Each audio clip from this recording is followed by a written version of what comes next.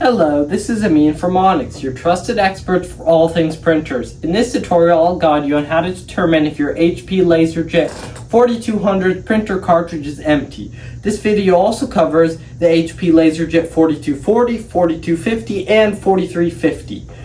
These printers will take the 38A cartridge for the 4200, but for the rest they should take the 42A or 42X. We are Onyx Imaging. We are the highest rated and most reviewed printer service center in Oklahoma. The first step is printing a test page. This allows you to assess the appearance of your new cartridge and gather valuable information about your printer.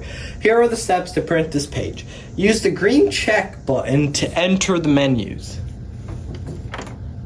Use the arrow keys down to information and open it. Use the arrow keys down to the supply status page and press it.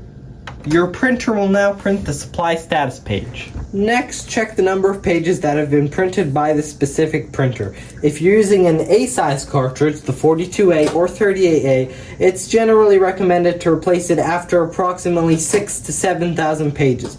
However, if you're using an X-size cartridge, you can wait until around 11,000 to 12,000 pages have been printed. Keep in mind these numbers can vary based on your toner usage. Thank you for watching this video and have a wonderful day. Thank you for watching. If you're interested in how you can receive free labor on all of your service calls, as well as how to qualify for free printer upgrades, contact us today.